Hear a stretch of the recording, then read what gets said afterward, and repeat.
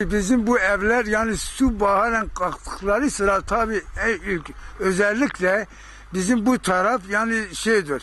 Yani derenin ağzıdır. Çok evler yani tehlikededir. Abi gördüğün gibi bu derenin suyu baharla su çok oldukları sıra hepsini bu fidanları zayi eder. Yani hepsini almış götürmüş.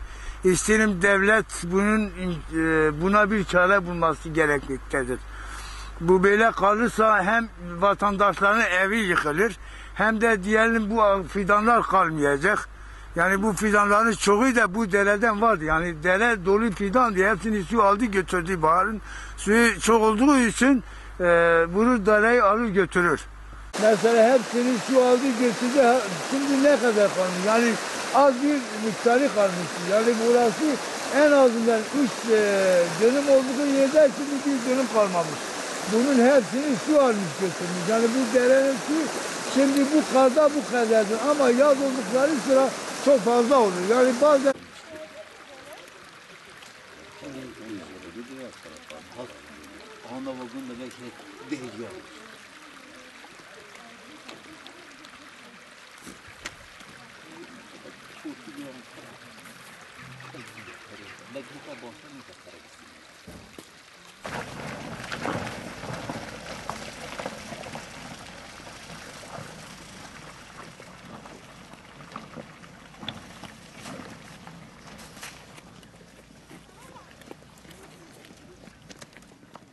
bu su kalezyonumuz, köyümüzün içindeki kalezyonu yaptılar.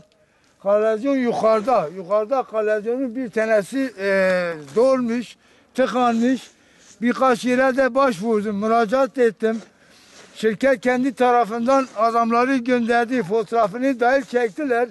Yani bu suyun önlemesini almadılar. Yani bu kalezyon doldukları sıra köyümüz bütün yani köyümüz çok yerleri koku altındadır. Yani kalezyondan çıkan pislik hep köyümüzün içinde dağılmış. Köyümüz işte hep berbat olmuş. Yani suyun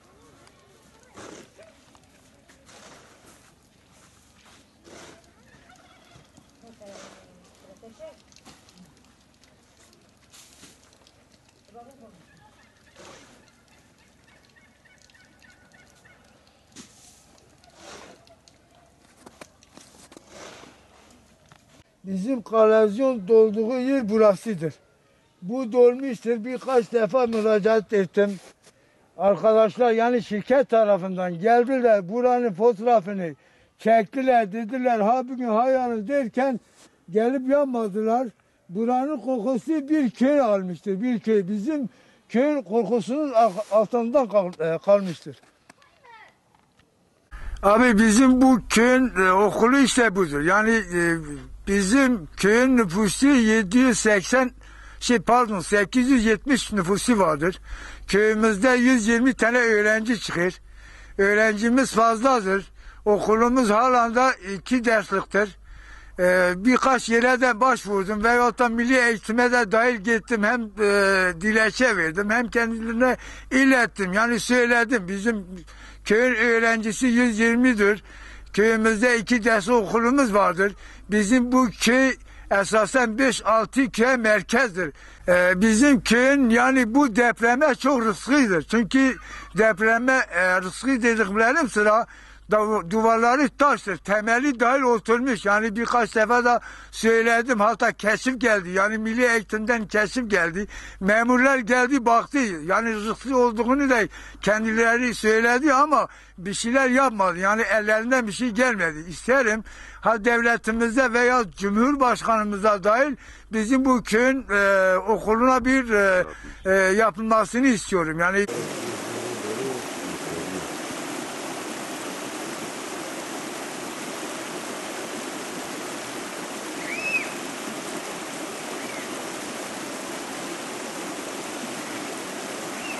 kaç defa dilekçe verdim bura için. Nereye? Bir de yani bu dere için köyün içinde birkaç tane nefes daha yapılmasını istedim. Son getirdiler burada yani biraz kum falan döktüler. Yani tavze gibi döktüler ama köyümüzün yarısı çamurun içindedir. Yani çamurdan baharla çıkılmıyor. İsterim devlet kendi imkanıyla bizim köyün içindeki bu yollar, yani hem sokak yolları hem bütün gelen yolların stabilize yapılmasını isterim.